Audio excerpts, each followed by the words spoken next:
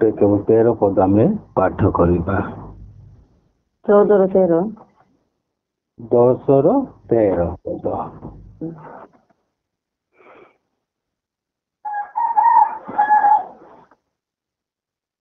କାରଣ ଯେ କେହି ପ୍ରଭୁଙ୍କ ନାମ ଧରି ପ୍ରାର୍ଥନା କରିବ ସେ ପରିତ୍ରାଣ ପ୍ରାପ୍ତ ହେବ। ପ୍ରଭୁ ଏ ପବିତ୍ର ବାକ୍ୟରୁ ଆଶୀର୍ବାଦ କରନ୍ତୁ। ମୋର ପ୍ରିୟ ମାନେ ଦେଖନ୍ତୁ, ଆମେ ଗୋଟେ ପଦ ଆମେ ଦେଖିପାରୁଛୁ ଏ ସ୍ଥାନରେ, କାରଣ କିନ୍ତୁ ହୁଏତ ଏଗୁଡାକ ବହୁତ ଗୁରୁତ୍ୱପୂର୍ଣ୍ଣ ବିଷୟ ଅଟେ। ଆମେ ଦେଖିପାରୁଛୁ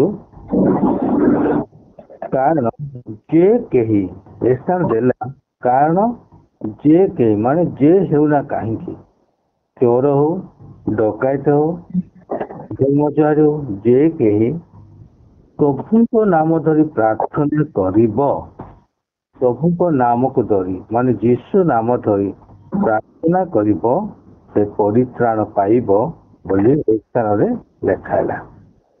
ହେଲେ ଯଦି ଆମେ ଦେଖିବା ପ୍ରଭୁଙ୍କ ନାମ ଧରି ପ୍ରାର୍ଥନା, କଣ ପ୍ରାର୍ଥନା କଲେ ସେ ପରିତ୍ରାଣ ପାଇବ?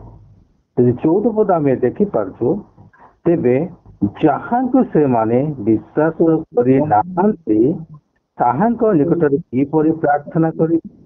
ପୁଣି ତାହାଙ୍କ କଥା ସେମାନେ ଶୁଣି ନାହାନ୍ତି କିପରି ତାହାଙ୍କ ଠାରେ ବିଶ୍ୱାସ କରିବେ? ପ୍ରଚାରକ ବିନା ସେମାନେ କିପରି ଶୁଣିବେ? ଗୁରୁତ୍ୱପୂର୍ଣ୍ଣ ବିଷୟ। ପ୍ରଭୁ ଚାହାନ୍ତି ପ୍ରତ୍ୟେକ ମନୁଷ୍ୟ ଯେପରି ପରିତ୍ରାଣ ପ୍ରାପ୍ତ ହେବେ, ଏଣୁ ପ୍ରଭୁ ଏହା ଚାହାନ୍ତି। କିନ୍ତୁ ଯେ କେହି ପ୍ରଭୁଙ୍କ ନାମ ଧରି ପ୍ରାର୍ଥନା କରିବ ସେ ପରିତ୍ରାଣ ପାଇବ। କଣ? ତାହେଲେ ଯୀଶୁ ନାମ ଧରି ପ୍ରାର୍ଥନା କଲେ ତ ହବ ନାହିଁ। ଯୀଶୁ ନାମ କେମିତି ସେ ଯୀଶୁ ନାମ ଧରିବ? ଯଦି ସେ ବିଶ୍ୱାସ କରିନାହାନ୍ତି ସେ କେବେ ଯୀଶୁ ନାମ ଧରି ପାରିବ ନାହିଁ। କିମ୍ବା ସେ କେବେ ଯଦି ସେ କେବେ ଈଶ୍ୱରଙ୍କ ବାକ୍ୟ ଶୁଣି ନାହାନ୍ତି ସେ କିପରି ବିଶ୍ୱାସ କରିବେ? କିପରି ବା ତାହାଙ୍କଟା ସେ ବିଶ୍ୱାସ କରିବେ? ଆଉ ପ୍ରଚାର ବିନା, ଶିକ୍ଷା ବିନା ସେମାନେ କେବେ କିପରି ବିଶ୍ୱାସ କରିପାରିବେ? ତେଣୁ ମୋର ପ୍ରିୟ ମାନେ, ଏତେ ଗୁରୁତ୍ୱପୂର୍ଣ୍ଣ ବିଷୟ ଅଛି, ମୂଳ ବିଷୟ ଅଛି ପ୍ରଚାର କରିବା, ଈଶ୍ୱରଙ୍କ ବାକ୍ୟ କହିବା, ତାପରେ ସେମାନେ ଶୁଣିବାର ଅଛି, ବିଶ୍ୱାସ କରିବାର ଅଛି। ଏଣୁ ସେତେବେଳେ ଯେ କେହି ମନୁଷ୍ୟ ପ୍ରଭୁଙ୍କ ନାମ ଧରି ପ୍ରାର୍ଥନା କରିବେ ସେ ପରିତ୍ରାଣ ପାଇବେ। ଏ ସ୍ଥାନ ଆମେ ଦେଖିପାରୁଛନ୍ତି ଗୁରୁତ୍ୱପୂର୍ଣ୍ଣ ବିଷୟ। ପ୍ରଭୁଙ୍କ ନାମ ଧରି ପ୍ରାର୍ଥନା କରିବେ କିଏ? ଯେଉଁମାନେ ଈଶ୍ୱରଙ୍କ ବାକ୍ୟ ଶୁଣିଛନ୍ତି, ବିଶ୍ୱାସ କରିଛନ୍ତି, ହୃଦୟରେ ଗ୍ରହଣ କରିଛନ୍ତି, ସେଇମାନେ ହିଁ ଯୀଶୁ ନାମ ପ୍ରାର୍ଥନା କରିପାରିବେ। ଏଣୁ ତେବେ ଗୁରୁତ୍ୱପୂର୍ଣ୍ଣ ବିଷୟ ଆଉ ଗୋଟେ, ପ୍ରଚାର। ପରିତ୍ରାଣ କଣ ତାହା ସେମାନେ ନ ଜାଣିଲେ କେହି ବିଶ୍ୱାସ କରିପାରିବେ ନାହିଁ। ପରିତ୍ରାଣ ଗୋଟେ ଏମିତି ଜିନିଷ, ଅନେକ ଲୋକେ ପରିତ୍ରାଣ, ପାପ କ୍ଷମା, ଆଜି ଜଗତରେ ଲୋକମାନେ ଜଗତରେ ପାପ କ୍ଷମା ବା ପରିତ୍ରାଣ ବା ମୋକ୍ଷ ହେବା ନିମନ୍ତେ ନିଜେ ତାହା ଚେଷ୍ଟା କରନ୍ତି। ବଳିଦାନରେ ହଉ ବା ନିଜେ ତପସ୍ୟାରେ ହଉ ବା ନିଜେ ଅନେକ ଗଙ୍ଗା ଜଳକୁ ଯାଇ ସ୍ନାନ ଦ୍ୱାରା ହଉ, ବିଭିନ୍ନ ପ୍ରକାର ନିଜକୁ କଷ୍ଟ ଦେଇ ହଉ। ଏବେ ଆମେ ଦେଖିପାରୁଛୁ ଅନେକ ଏବେ ନିଜେ ବୋଲବମ୍, ସେମାନେ ଜଣେ ମତେ ବ୍ୟକ୍ତି କହିଲେ, ଆଜ୍ଞା ଆମେ ଏଟା ବିଶ୍ୱାସ କରୁଛୁ, ସେଟା ପାଣି ପକାଇ ଦେଇ ଆସିଲେ ଆମେ ସବୁ ବି ପାଇବୁ, ହେଇଯିବ। ଦେଖନ୍ତୁ ମୋର ପ୍ରିୟ ମାନେ, ଆଜି ବି ଜଗତରେ, ଶିକ୍ଷିତ ଜଗତରେ, ମଡର୍ଣ୍ଣ ଜଗତରେ ଲୋକମାନଙ୍କ ଚିନ୍ତାଧାରା ହଉଛି ନିଜେ ପରିଶ୍ରମ କରିବାର ଅଛି, ଅକ୍ଳାନ୍ତ କାର୍ଯ୍ୟ କରିବାର ଅଛି, ତେବେ ଆମେ ପରିତ୍ରାଣ ପାଇବା। କେତେ ଗୁରୁତ୍ୱପୂର୍ଣ୍ଣ ବିଷୟ ଆମେ ଶୁଣିବାକୁ ପାଉଛୁ। ତେବେ ପରିତ୍ରାଣ, କିନ୍ତୁ ଈଶ୍ୱରଙ୍କ ବାକ୍ୟରେ ଲେଖା ହେଇଛି ଖ୍ରୀଷ୍ଟ ଅଟନ୍ତି ପରିତ୍ରାଣ କର୍ତ୍ତା। କାରଣ ଯୀଶୁ କାହିଁକି ସେ କୃଷାର୍ପିତ ହେଇଥାନ୍ତା, କାହିଁକି ମରିଥା, କାହିଁକି ଆସେ ଆବଶ୍ୟକ ନଥାନ୍ତା। କେବଳ ପରିତ୍ରାଣ ଯେ ପ୍ରଭୁ ଯୀଶୁ ଖ୍ରୀଷ୍ଟ ଅଟନ୍ତି, এই ବିଷୟଟିକୁ ଆମେ ଆଲୋଚନା କରିବା। ଏଭ୍ରି 5:9 ଟିକେ ପଦ ପଢନ୍ତୁ। ଏଭ୍ରି ପୁସ୍ତକ 5:9 ପଦ।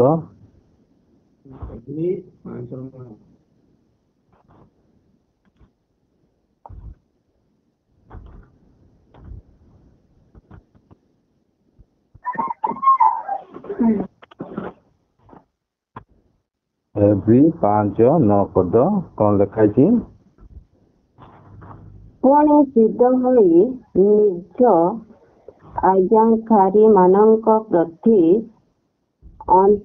ଅନନ୍ତ ପରିତ୍ରାଣର କାରଣ ସ୍ୱରୂପ ହେଲେ। ଏଠି ଲେଖା ହେଲା, ପୁଣି ସିଦ୍ଧ ହୋଇ ନିଜ ଆଜ୍ଞାକାରୀ ମାନଙ୍କ ପ୍ରତି ଅନନ୍ତ ପରିତ୍ରାଣର କାରଣ ସ୍ୱରୂପ ହେଲେ। ପୁତ୍ର ହେଲେ ହିଁ ଦୁଃଖ ଭୋଗ ଦ୍ୱାରା ଆଜ୍ଞାବହତା ଶିକ୍ଷା କଲେ। এটা ଦେଖନ୍ତୁ ମୋର ପ୍ରିୟ ମାନେ, ପ୍ରଭୁ ଯୀଶୁଖ୍ରୀଷ୍ଟଙ୍କ ବିଷୟରେ ଲେଖା ଅଛି, ସେ ପୁତ୍ର ହେଲେ ମଧ୍ୟ ସେ ଦୁଃଖ ଭୋଗ ଦ୍ୱାରା ସେ କଣ ଆଜ୍ଞାବହତା ହେଲେ ଏବଂ ଶିକ୍ଷା ସେ କଲେ। ଏବଂ ପୁଣି ସେ ସିଦ୍ଧ ହୋଇ ନିଜ ଆଜ୍ଞାକାରୀ ମାନଙ୍କ ପ୍ରତି ମାନେ ପ୍ରତ୍ୟେକ ବିଶ୍ୱାସ ମାନଙ୍କ ପ୍ରତି ସେ ଅନନ୍ତ ପରିତ୍ରାଣର କାରଣ ସ୍ୱରୂପ ହେଲେ। କିଏ? ପ୍ରଭୁ ଯୀଶୁ ଖ୍ରୀଷ୍ଟ। ଅନନ୍ତ ପରିତ୍ରାଣ କାରଣ ସ୍ୱରୂପ ହେଲେ କିଏ? ପ୍ରଭୁ ଯୀଶୁ ଖ୍ରୀଷ୍ଟ। ତେଣୁ ପ୍ରଭୁ ଯୀଶୁ ଖ୍ରୀଷ୍ଟ ନିଜେ ଆଜ୍ଞାବହତା ହେଲେ। ପ୍ରଭୁ କାରଣ ସେ ଈଶ୍ୱର ରୂପୀ ହେଲେ, ସେ ମନୁଷ୍ୟ ରୂପୀ ହେଲେ, ମନୁଷ୍ୟରୁ ସେ ଦାସ ହେଲେ, ଦାସରୁ ସେ ପୁରୁଷ ମୃତ୍ୟୁ ପର୍ଯ୍ୟନ୍ତ ସେ ଆଜ୍ଞାବହତା ହେଲେ। ତେଣୁ ସେ ଆଜ୍ଞାବହତା ଦ୍ୱାରା ଯେଉଁମାନେ ଆଜି ଈଶ୍ୱରଙ୍କ ବାକ୍ୟ ଶୁଣି ଏବଂ ସେମାନେ ଆଜ୍ଞାବହତା ହୁଅନ୍ତି, ବିଶ୍ୱାସ କରନ୍ତି, ସେମାନେ ପରିତ୍ରାଣ କାରଣ ସ୍ୱରୂପ ହେଲେ ବୋଲି ଏହି ସ୍ଥାନରେ ଲେଖାଯାଇଛି। ତେଣୁ ଆମେ ଦେଖିପାରୁଛୁ ପରିତ୍ରାଣ କେମିତି ଆମେ, ଯଦି ଆମେ ଆଉ ଗୋଟେ ପଦ ପଢିଲେ ଜାଣିବେ। ଏଭ୍ରି 2:10 ପଦ ଟିକେ ପଢନ୍ତୁ। ଏଭ୍ରି ପୁସ୍ତକ 2:10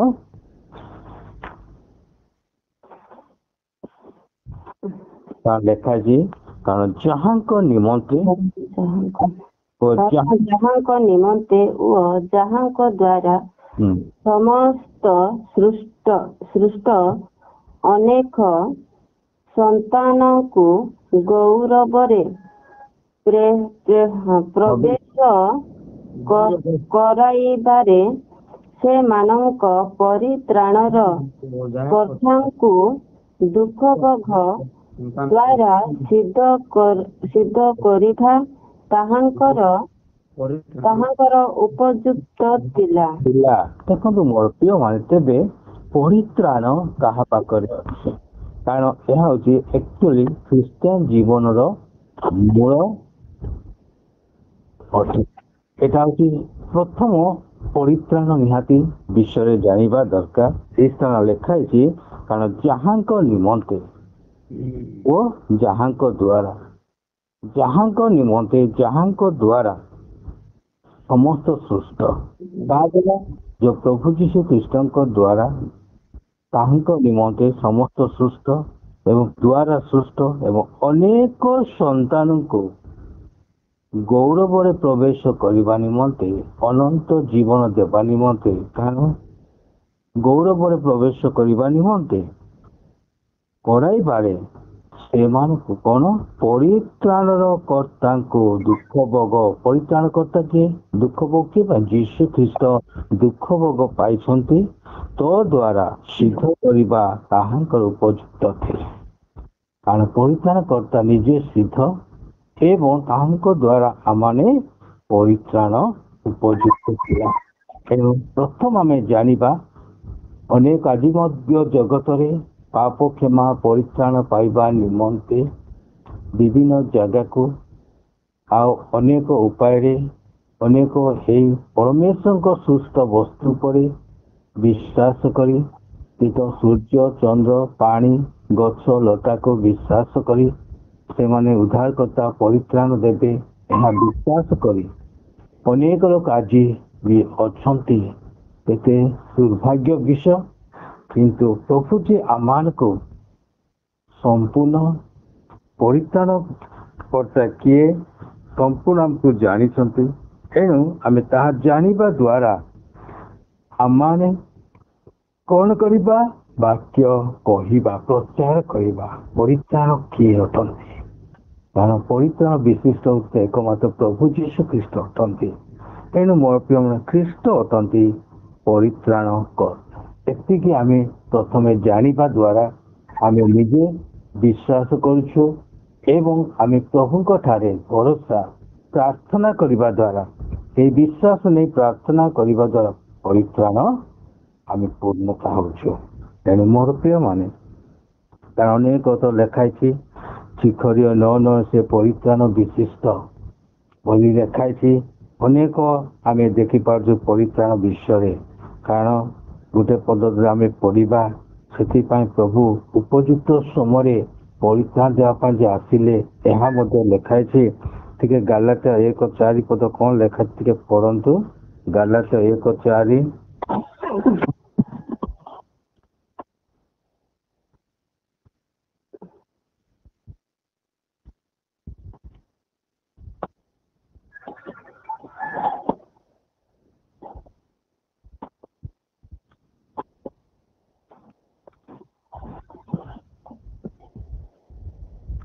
ସେ ଆମ୍ଭମାନଙ୍କ ପିତା ଈଶ୍ୱରଙ୍କ ଇଚ୍ଛା ଅନୁସାରେ ଏହି ବର୍ତ୍ତମାନ ଜଗତରୁ ଆମ୍ଭମାନଙ୍କ ଉଦ୍ଧାର କରିବା ପାଇଁ ଆମ୍ଭମାନଙ୍କ ପାପ ନିମନ୍ତେ ଆପଣାକୁ ପ୍ରଦାନ କଲେ। ଦେଖନ୍ତୁ ମୋର ପ୍ରିୟ ମାନେ ବାସ୍ତବରେ କେମିତି ଆମେ ପରିତ୍ରାଣ କର୍ତ୍ତା କିଏ ଅଟନ୍ତି ଏବଂ ତାହା ଆମେ ଅନେକ ଏ ବାକ୍ୟରେ ଅନେକ ପ୍ରକ୍ରିୟା ରହିଛି। ପ୍ରତ୍ୟେକ ବାକ୍ୟରେ ପରିତ୍ରାଣ ବିଶିଷ୍ଟ ବାକ୍ୟ ଗୁଡାକ ରହିଅଛି। ଲେଖା ହେଇଛି ଆମ୍ଭମାନଙ୍କ ପିତା ମାନେ ଈଶ୍ୱର କଣ ଇଚ୍ଛା ଅନୁସାରେ, ଆମ ଇଚ୍ଛା ନୁହେଁ ତାହାଙ୍କ ଇଚ୍ଛା ଅନୁସାରେ ଏହି ବର୍ତ୍ତମାନ ଜଗତରୁ ଦେଖନ୍ତୁ ଆଉ ଆମ୍ଭମାନଙ୍କୁ ଉଦ୍ଧାର କରିବା ନିମନ୍ତେ ଏହି ବର୍ତ୍ତମାନ ବି ପ୍ରଭୁଙ୍କର ଦୟା ଅଛି, ଅନୁଗ୍ରହ ଅଛି। ଏଣୁ ଉଦ୍ଧାର କରିବା ନିମନ୍ତେ କରିବା ପାଇଁ ଯେ ଆମ୍ଭମାନଙ୍କ ପାପ ନିମନ୍ତେ ଉଦ୍ଧାର, କି ଉଦ୍ଧାର? ପାପର ଉଦ୍ଧାର। ପରିତ୍ରାଣ ମାନେ ପାପରୁ ଉଦ୍ଧାର ଆପଣଙ୍କୁ କଣ ପ୍ରଦାନ କଲେ, ପ୍ରଭୁ ଯୀଶୁ ଖ୍ରୀଷ୍ଟଙ୍କୁ ଦାନ କଲେ। ମୋର ପ୍ରିୟ ମାନେ କିଏ ପରିତ୍ରାଣ କର୍ତ୍ତା, କିଏ ଉଦ୍ଧାର କର୍ତ୍ତା, ତାହା ମାନେ ପ୍ରଥମେ ନିଶ୍ଚିତ ଜାଣିବାକୁ ହବ। ଏଣୁ ସେଥିପାଇଁ ଲେଖା ହେଲା ଯେ ଏହା ଜାଣିଲା ପରେ, କାରଣ ଯେ କେହି ତାମାନେ ଯେକୌଣସି ବ୍ୟକ୍ତି ହଉନା କାହିଁକି ସେ ପ୍ରଭୁଙ୍କ ନାମ ଧରି ପ୍ରାର୍ଥନା କରିବ, ତେବେ ସେ ପରିତ୍ରାଣ ପ୍ରାପ୍ତ। ପରିତ୍ରାଣ ଅତି ସହଜ, କାରଣ ଜଣେ ଆମ ପାଇଁ କଷ୍ଟ କରିଛନ୍ତି, ଆମ ପାଇଁ ବହୁତ ତକଲିଫ କରିଛନ୍ତି, ଆମ ପାଇଁ ବହୁତ ସେ ଏତେ ଯନ୍ତ୍ରଣା ପାଇଛନ୍ତି। କେବଳ ଆମମାନଙ୍କର ବିଶ୍ୱାସ ପ୍ରଭୁ ଯୀଶୁ ଖ୍ରୀଷ୍ଟ ପରିତ୍ରାଣ କର୍ତ୍ତା, ସେ ମୋ ପାପ ପାଇଁ ମରିଛନ୍ତି ଏବଂ ମୋ ପରିତ୍ରାଣ ପାଇଁ ଧାର୍ମିକ ପାଇଁ ଉଠିଛନ୍ତି। ଏହା ଯଦି ଆମେ ବିଶ୍ୱାସ କରିବା, ତେବେ ଆମର କୌଣସି ହିମାଳୟ ପର୍ବତକୁ ତପସ୍ୟା ବା କୌଣସି ଆମେ ପାଉଁଶ ଉପରେ ବସିବା, ମଶାଣି ଉପରେ ବସିବା, କି କୌଣସି କଣ୍ଟା ଉପରେ ଆମେ ଗଢ଼ିବା, କି କୌଣସି ପୂଜା ବିଧି କରିବା ଆବଶ୍ୟକ ନାହିଁ। କେବଳ ଆମମାନେ ଗୋଟେ ବିଶ୍ୱାସ କରିବା ହିଁ, ହୃଦୟର ବିଶ୍ୱାସ ହିଁ ପରିତ୍ରାଣ ଆସିଥାଏ। ତେଣୁ ମୋର ପ୍ରିୟ ମାନେ ଆସନ୍ତୁ ଆମେ ଦେଖିପାରୁଛୁ ପରିତ୍ରାଣ ବିଶିଷ୍ଟ ହେଉଛନ୍ତି ପ୍ରଭୁ ଯୀଶୁ ଖ୍ରୀଷ୍ଟ। କାରଣ ଏଟା ଶିଖରୀୟ 9:9 ଲେଖା ହେଇଛି। ଆଉ ପରିତ୍ରାଣ ଶୃଙ୍ଗ ହେଉଛନ୍ତି ବି ପ୍ରଭୁ ଯୀଶୁ ଖ୍ରୀଷ୍ଟ। ଲୁକ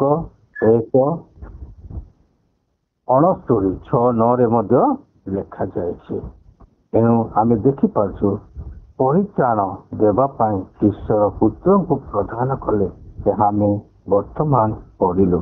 ତେଣୁ ଆସୁ ପରିତ୍ରାଣ କ'ଣ ଅଟେ ତାହା ମୁଁ ଏଟା କେବଳ 5ଟା ପଏଣ୍ଟ କହିବି, ସମାପ୍ତ କରିବା। ସଂକେତ ପରେ ପରିତ୍ରାଣ କ'ଣ? ଏବେ ଆମେ ପରିତ୍ରାଣ କର୍ତ୍ତା ପ୍ରଭୁ ଯୀଶୁଖ୍ରୀଷ୍ଟ ଜାଣିଲୁ। ପରିତ୍ରାଣ କ'ଣ ଅଟେ ଏହା ଆମେ ଟିକେ ଜାଣିବା।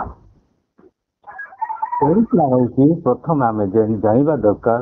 ଆକ୍ଚୁଆଲି ପରିତ୍ରାଣ ହେଉଛି ପାପରୁ ମୁକ୍ତି, ଅଧର୍ମରୁ ମୁକ୍ତି। ଆମେ ତାହାଠାରୁ ମୁକ୍ତି ପାଇବା ଦ୍ୱାରା ଆମେ ପରିତ୍ରାଣ ତାହା ଅଟେ। ପରିତ୍ରାଣ ହେଉଛି ପାପରୁ ମୁକ୍ତି। ସେଟା ଆମେ ପଢିବା ଅତି ପରିଚୟ ବାକ୍ୟ ଗୁଡାକ ମୁଁ ଦେବି। ମାଥ୍ୟୁ 1:21 ପଦ ପଢନ୍ତୁ। ମାଥ୍ୟୁ 1:21 ପାପରୁ ମୁକ୍ତି ବୋଲି ଲେଖାଯାଇଛି। ମାଥ୍ୟୁ 1:21 ପଦ। 1:21 ମାଥ୍ୟୁ 1:21। ହଁ।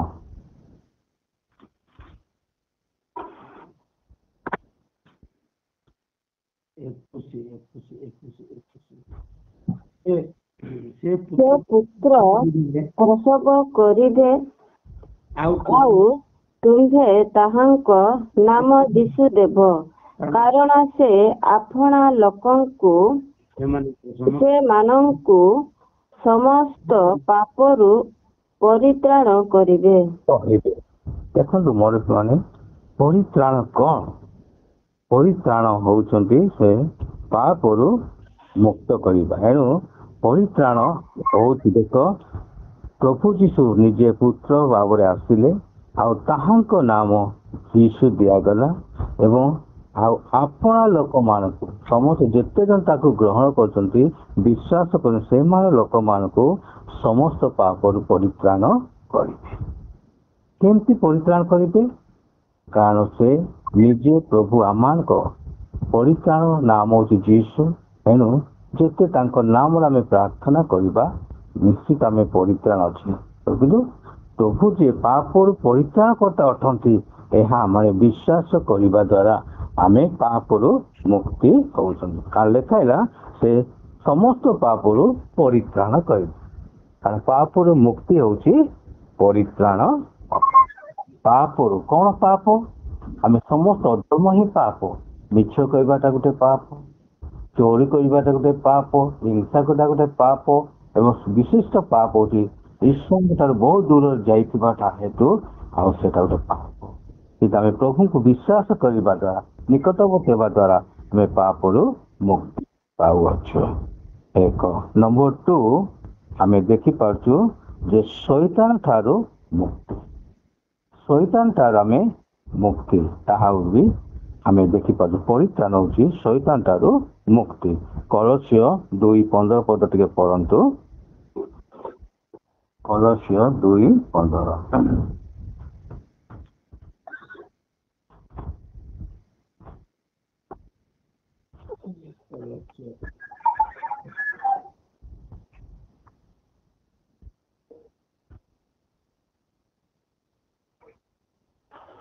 କଳସୀୟ 2:15 ପଦ।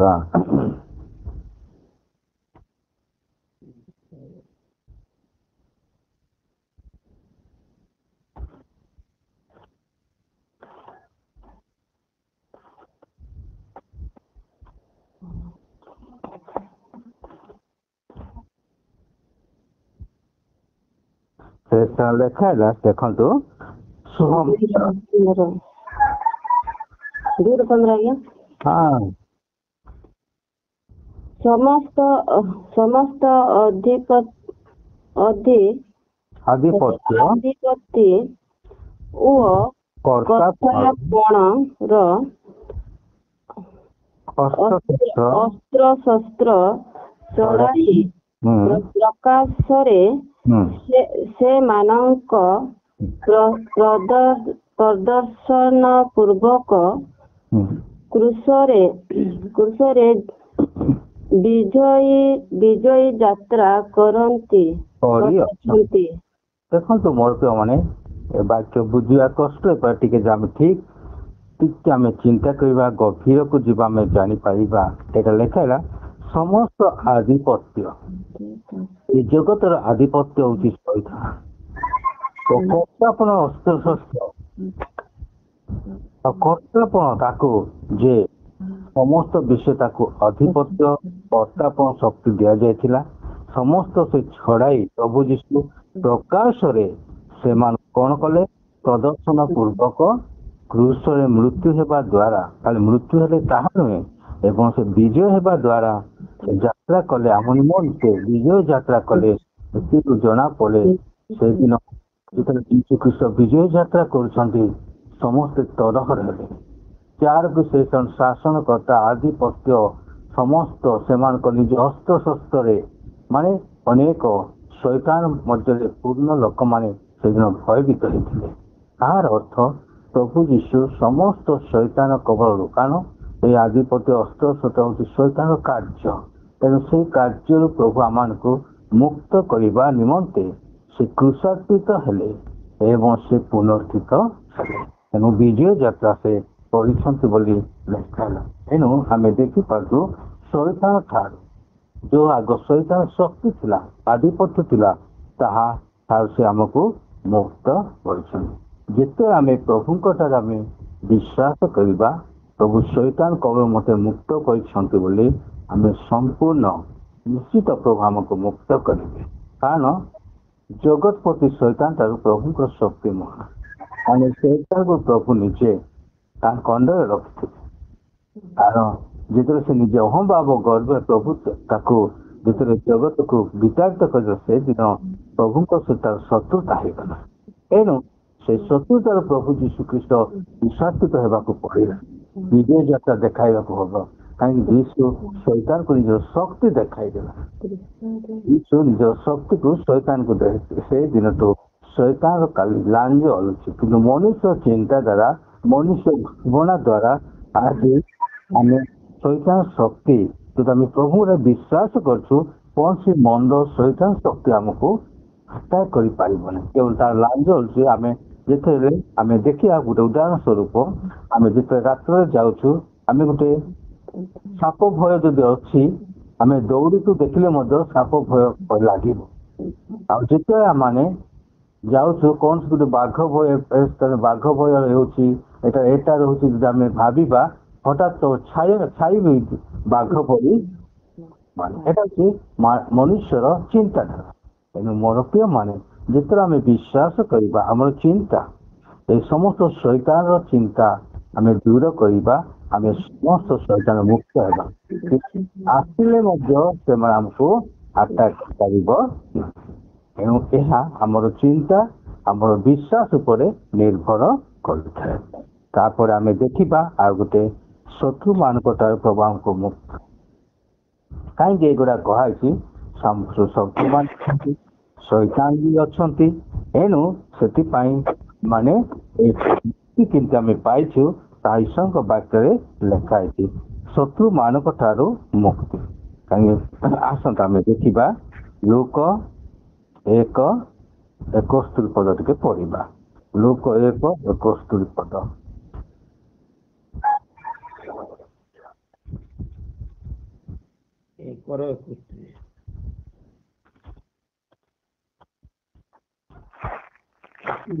ଆଜ୍ଞା ହଁ ପଢନ୍ତୁ।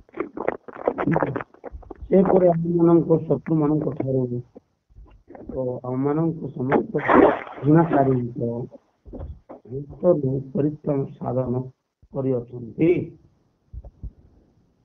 ଦେଖନ୍ତୁ ଆମେ ପଢିଲୁ, ଯେପରି ଆମମାନଙ୍କ ଶତ୍ରୁ ମାନଙ୍କ ଠାରୁ ଆମମାନଙ୍କ ସମସ୍ତ ଘୃଣାକାରୀଙ୍କ ହସ୍ତରୁ ପରିତ୍ରାଣ ସାଧନ କରିଅଛନ୍ତି। ତା ତଳେ ଲେଖା ହେଇଛି, ଯେପରି ସେ ଆମମାନଙ୍କ ପିତୃପୁରୁଷଙ୍କ ପ୍ରତି ଦୟା ବ୍ୟବହାର କରନ୍ତି। ଲେଖା ହେଇଛି, ଆମମାନଙ୍କ ପିତା ଅବ୍ରାହମଙ୍କ ନିକଟରେ ଯେଉଁ ଶପଥ କରିଥିଲେ, ଆପଣ ସେଇ ପବିତ୍ର ନିୟମ ସ୍ମରଣ କରନ୍ତି। 64 ପଦ ଦେଖିବା, ପୁଣି ଯେପରି ଶତ୍ରୁ ହସ୍ତରୁ ଉଦ୍ଧାର ପାଇଁ ନିର୍ଭୟରେ ଯାବଜ୍ଜୀବନ ତାହାଙ୍କ ଛାମୁରେ ସାଧୁତା ଓ ଧାର୍ମିକତାର ତାହାଙ୍କର ଉପାସନା କରିବା ନିମନ୍ତେ ଆମ୍ଭମାନଙ୍କୁ ଅନୁଗ୍ରହ କରନ୍ତି। ଯେତେବେଳେ ଆମେ 71 ପଦ ପଢିଲ, ଜାଣିପାରିଲୁ ଯେପରି ଆମ୍ଭମାନଙ୍କ ଶତ୍ରୁମାନଙ୍କ ଠାରୁ ଓ ଆମମାନଙ୍କୁ ସମସ୍ତ ଘୃଣାକାରୀମାନଙ୍କ ହସ୍ତରୁ ପରିତ୍ରାଣ ସାଧନ କରିଦେଇଛନ୍ତି। ଦେଖନ୍ତୁ ମୋର ପ୍ରିୟମାନେ, ଏଇ ଜଗତରେ ଅନେକ ଆମମାନଙ୍କ ଶତ୍ରୁମାନେ ଅଛନ୍ତି, ଘୃଣାକାରୀମାନେ ଅଛନ୍ତି, ସବୁ ଅଛନ୍ତି।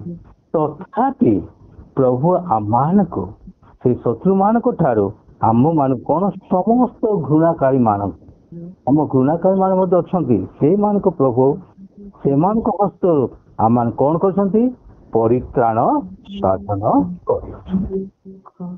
ତେଣୁ ଆମେ ଯେତେବେଳେ ପ୍ରଭୁଠାରେ ବିଶ୍ୱାସ କରୁଛୁ, ଗ୍ରହଣ କରୁଛୁ, ଏଇ ଶତ୍ରୁମାନଙ୍କ ଠାରୁ, ଏଇ ଘୃଣାକାରୀ ମାନଙ୍କ ଠାରୁ ଅଛନ୍ତି, ସମ୍ମୁଖରେ ଅଛନ୍ତି, କିନ୍ତୁ ପ୍ରଭୁ ଆମେ ସେମାନଙ୍କ ଠାରୁ ଆମମାନେ କଣ ଉଦ୍ଧାର କରିଛନ୍ତି। କାରଣ ଆମେ ପରିତ୍ରାଣ ପାଇବା ବ୍ୟକ୍ତି ଶତ୍ରୁମାନେ ଶୈତାନ କାର୍ଯ୍ୟ କୌଣସି ଆସିବ, କିନ୍ତୁ ବିଜୟ ଜୀବନ କାଟିବାକୁ ସବୁ ବିଜୟ ଜୀବନ ଦେବେ।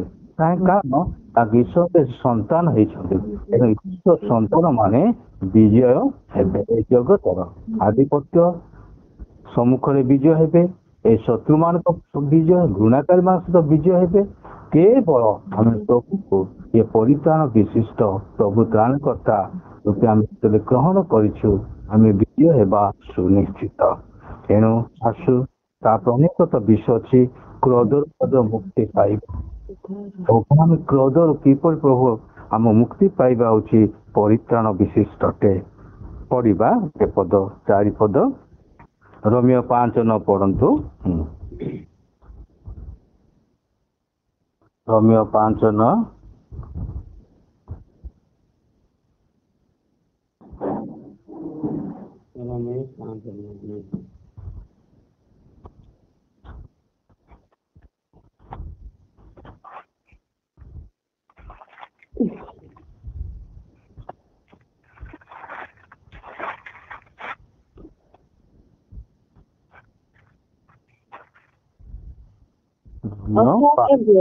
ଅତଏବ ଏହା ଆହୁରି ସୁନିଶ୍ଚିତ ଯେ ଆମ୍ଭେମାନେ ଏବେ ତାହାଙ୍କ ରକ୍ତ ଦ୍ୱାରା ଧାର୍ମିକ ଗଣିତ ହେବାରୁ ତାହାଙ୍କ ଦ୍ୱାରା ଈଶ୍ୱରଙ୍କ କ୍ରୋଧରୁ ରକ୍ଷା ପାଇବା। ଦେଖନ୍ତୁ ମୋର ପ୍ରିୟ, ଏତେ ଗୁରୁତ୍ୱପୂର୍ଣ୍ଣ ବାକ୍ୟ ଅଛି। ଅତଏବ ଏହା ଆହୁରି ସୁନିଶ୍ଚିତ, ମାନେ ସିଓର, ନିଶ୍ଚିତ ଲେଖା ହେଇଛି ଯେ ଆମ୍ଭେମାନେ ଏବେ ତାହାଙ୍କ ରକ୍ତ ଦ୍ୱାରା, ଯୀଶୁ ଖ୍ରୀଷ୍ଟଙ୍କ ରକ୍ତ ଦ୍ୱାରା ଆମେ କଣ କରୁ? ଧାର୍ମିକ ଗଣିତ ହେବାରୁ ତାହାଙ୍କ ଦ୍ୱାରା ଈଶ୍ୱରଙ୍କ କ୍ରୋଧ,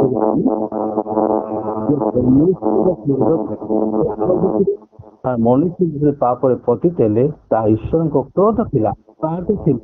ତେଣୁ ସେଇ କ୍ରୋଧରୁ କେବଳ ଯୀଶୁ ଖ୍ରୀଷ୍ଟଙ୍କ ରକ୍ତ ଦ୍ୱାରା ଆମେ ମୁକ୍ତି ପାଇଅଛୁ, ଆମେ ପରିତ୍ରାଣ, ଉଦ୍ଧାର ଆମେ ପାଇଅଛୁ। ତେଣୁ ମୋର ପ୍ରିୟ ମାନେ, କାହିଁକି ନା ପ୍ରଭୁ ଯୀଶୁ ଖ୍ରୀଷ୍ଟ ଯେ ଆମ ପାଇଁ ରକ୍ତ ଦେଇଛନ୍ତି, ଖାଲି ଆମେ ରକ୍ତ ଦେଇଛନ୍ତି ଏତିକି ପଦେ କହୁଛୁ, ତାର ଗଭୀରତମ ଆମେ ଚିନ୍ତା କଲେ ଯାଏ କଣ ରକ୍ତ ଦେବା ସହଜ କି? ରକ୍ତ ଦେବା ସହଜ ନୁହେଁ। ଅଣ୍ଟାର ମୁକୁଟ ପିନ୍ଧା ସହଜ କି? ସେଟା ସହଜ ନୁହେଁ। ମୋର ପ୍ରିୟ ମାନେ, ଏତେ କଷ୍ଟ ଯନ୍ତ୍ରଣା ମଧ୍ୟରେ କୃଷାର୍ପିତ ହେବା ଏତେ ସହଜ ନୁହେଁ। ତେଣୁ ଏହି କାର୍ଯ୍ୟ ଆଜି ପର୍ଯ୍ୟନ୍ତ କିଏ ଜଗତରେ କରିନାହାନ୍ତି କି କରିପାରିବେ ନାହିଁ।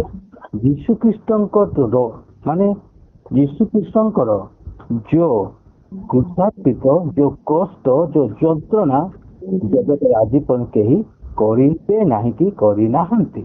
ତେଣୁ ପରିତ୍ରାଣ ନିମନ୍ତେ କଣ କରିଛନ୍ତି? ସେଥିପାଇଁ ଆମେ ସମସ୍ତ ଈଶ୍ୱରଙ୍କ କ୍ରୋଧରୁ, ସମସ୍ତ କ୍ରୋଧରୁ ମଧ୍ୟ ମାନେ ରକ୍ଷା ପାଇପାରିବା। ତେଣୁ ଜାଣିବା ଦରକାର ଯେ ଆମେ ବିନାଶରୁ ଆମେ ମୁକ୍ତି ଅଲରେଡି ପାଇଅଛୁ। ଯୋଉ ନରକ ଅନେକ ଶୈତାନ ପାଇଁ ରଖାଇଛି, ଅନେକ ମନୁଷ୍ୟ ଆଜି ବି ସେ ଶୈତାନ ଜାଗାକୁ ଯିବା ପାଇଁ ଅନେକ ଲୋକେ ଆଜି ବି ଅବଶିଷ୍ଟ ଅନେକ ଅଛନ୍ତି, କିନ୍ତୁ ପ୍ରଭୁ ଆମକୁ ଉଦ୍ଧାର କରିଛନ୍ତି। ତେଣୁ ମୋର ପ୍ରିୟମାନେ, ଆମେ କଣ କରିବା? ମେଷ ବାଳକ ମାନେ ସେଦିନ ଶୁଣିଲେ, ଦେଖିଲେ ଏବଂ ସେମାନେ କଣ କଲେ? ଗୌରବ କଲେ ଏବଂ ପ୍ରଶଂସା କଲେ। ଏହା ହଉଛି ପରିତ୍ରାଣର ଅନୁଗ୍ରହ। ମେଷ ବାଳକ କଣ? ବାକ୍ୟ ଶୁଣିଲେ ଗାବ୍ରିଏଲ ଆସି କହିଲେ ଯୀଶୁଖ୍ରୀଷ୍ଟଙ୍କ ବିଷୟରେ। ସେମାନେ ବାକ୍ୟ ଶୁଣିଲେ ଏବଂ ଦେଖିଗଲେ ଏବଂ ଗୌରବ କଲେ ଏବଂ ସେମାନେ ପ୍ରଶଂସା କଲେ, ଯାହାକି ଲୁକ 2:20 ପଦରେ ଲେଖାଯାଇଛି। ଆଜି ଆମମାନେ ବାକ୍ୟ ଶୁଣୁଛୁ, ଆମେ ଏବଂ ପ୍ରଭୁଙ୍କ ପୁଙ୍ଖାନୁପୁଙ୍ଖ ବାକ୍ୟ ଦେଖିବା ଏବଂ ଆମମାନେ ପ୍ରଭୁଙ୍କ ଠାରେ ପ୍ରାର୍ଥନା କରିବା, ଗୌରବ କରିବା, କାରଣ ଆମମାନେ ଅଲରେଡି ପରିତ୍ରାଣ ପାଇଅଛୁ। ତେଣୁ ଗୋଟେ ବିଷୟ ଆପଣ ମାନେ ଦେଖନ୍ତୁ ଯେ ଖ୍ରୀଷ୍ଟଙ୍କ ଠାରେ କେବଳ ବିଶ୍ୱାସ ଦ୍ୱାରା ପରିତ୍ରାଣ ହୋଇଥାଏ, ଆଉ କୌଣସି କ୍ରିୟାକର୍ମ କୌଣସି କାର୍ଯ୍ୟ ଦ୍ୱାରା ପରିତ୍ରାଣ ହୋଇନାହିଁ। ଇଭେନ୍ ମୋର ପ୍ରିୟମାନେ, ଅନେକ ଘଣ୍ଟା ଘଣ୍ଟା ପ୍ରାର୍ଥନା କରିବା ଦ୍ୱାରା ମଧ୍ୟ ପରିତ୍ରାଣ ନାହିଁ। ଯଦି ବିଶ୍ୱାସ ନାହିଁ, ପରିତ୍ରାଣ ନାହିଁ। କେବଳ ଆମେ ପ୍ରଥମେ ପ୍ରଭୁଙ୍କ ନିକଟ ପ୍ରାର୍ଥନା କରିବା ପୂର୍ବରୁ ସେ ମୋ ଉଦ୍ଧାରକର୍ତ୍ତା, ତ୍ରାଣକର୍ତ୍ତା, ମୋ ନିମନ୍ତେ ମରିଛନ୍ତି, ତାହା ପ୍ରଥମେ ହୃଦୟରେ ସ୍ଥାନ ବିଶ୍ୱାସ ଦେଇକି ଆମେ ପ୍ରାର୍ଥନା କରିବା ଦ୍ୱାରା ଆମେ ପରିତ୍ରାଣ ପାଇପାରୁଛୁ। ପରିତ୍ରାଣରେ ସବୁ କିଛି ଅଛି। ଅନୁଗ୍ରହ, ପରିତ୍ରାଣ ପାଇବା ପରେ ଆମ ଠାରେ ଅନୁଗ୍ରହ ଆସିବ। ଅନୁଗ୍ରହ ମାନେ ଯାହା ଆମେ ନ ପାଇବାଟା, ଯାହା ଆମେ ଅସୁସ୍ଥ ନ ହେବାଟା ସୁସ୍ଥ ହେବା, ତାହା ହେଉଛି ଅନୁଗ୍ରହ। ଯାହା ଆମ ଦ୍ୱାରା ନ ହବ ତାହା ହବ, ଏହା ହେଉଛି ଅନୁଗ୍ରହ। ତେଣୁ କେବଳ ଗୋଟେ ବିଷୟ ମୁଁ ପଢ଼ିବି, ସମାପ୍ତ କରିବା, କାରଣ ଅନୁଗ୍ରହ ଦ୍ୱାରା ଆମେ ଯେ ପରିତ୍ରାଣ ପାଇଛୁ, ସେଥିପାଇଁ ମାନେ ଅନୁଗ୍ରହ ଆମ ତଳେ ଏବେ ବି ସମସ୍ତ ଅନୁଗ୍ରହ ଆମ ପାଖରେ ପ୍ରଭୁ ରଖିଛନ୍ତି। କେବଳ ତାହା ଆମେ ଅନୁଗ୍ରହ ପାଇବା ଆବଶ୍ୟକତା ଅଛି। ଏଫେସୀୟ 2:5-8 ପଢିବା, ଆମେ ସମାପ୍ତ କରିବା। ଏଫେସୀୟ 2:5 ଗୋଟେ, 8 ଗୋଟେ।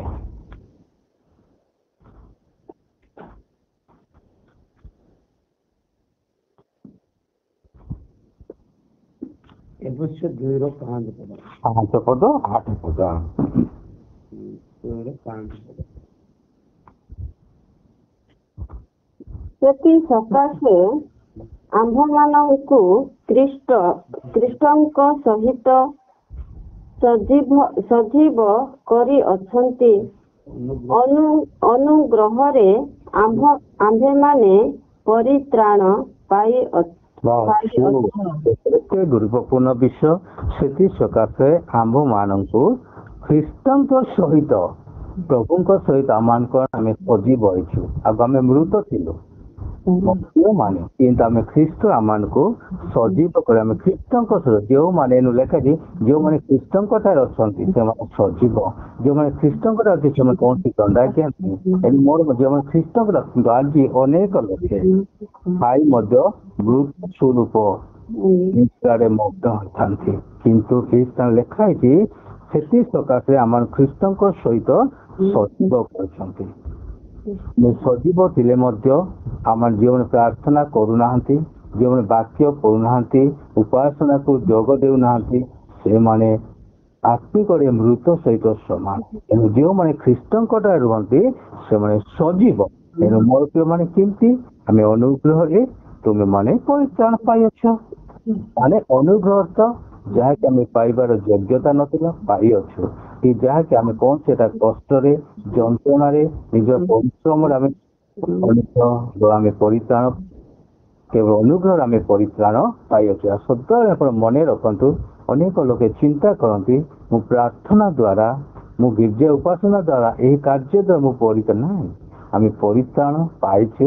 ପରିତ୍ରାଣ ପାଇବା ପ୍ରଭୁଙ୍କ ଗୌରବ ନିମନ୍ତେ ଆମେ ପ୍ରାର୍ଥନା କରିବା ଏବଂ ଯୀଶୁଙ୍କ ନାମ ଧରି ଆମେ ବିଶ୍ୱାସ ଦ୍ୱାରା ଆମେ ପ୍ରାର୍ଥନା କରୁଛୁ, ପରିତ୍ରାଣ ପାଉଛୁ।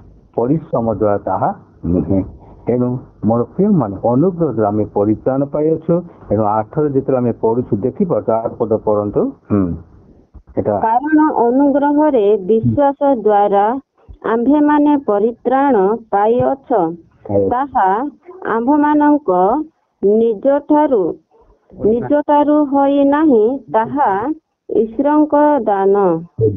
ଏହା ଗୋଟେ ଗିଫ୍ଟ। ପ୍ରଭୁ ଈଶ୍ୱର ଯୀଶୁଙ୍କୁ ଗିଫ୍ଟ ଦେଲେ ପରିତ୍ରାଣ ଦେବା ପାଇଁ, ଆମେ ପାଇବା ପାଇଁ। ତେଣୁ ମୋର ପ୍ରିୟମାନେ, ଏବଂ ଅନୁଗ୍ରହରେ କେବଳ ବିଶ୍ୱାସ ଦ୍ୱାରା। ତେଣୁ ବିଶ୍ୱାସ ହେଉଛି ସବୁଠୁ ଗୁରୁତ୍ୱପୂର୍ଣ୍ଣ ବିଷୟ।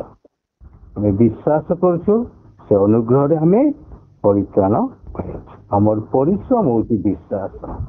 ଆଉ କୌଣସି କାର୍ଯ୍ୟ ନୁହେଁ, କେବଳ ବିଶ୍ୱାସ ହିଁ ଆମର କାର୍ଯ୍ୟ ଅଟେ।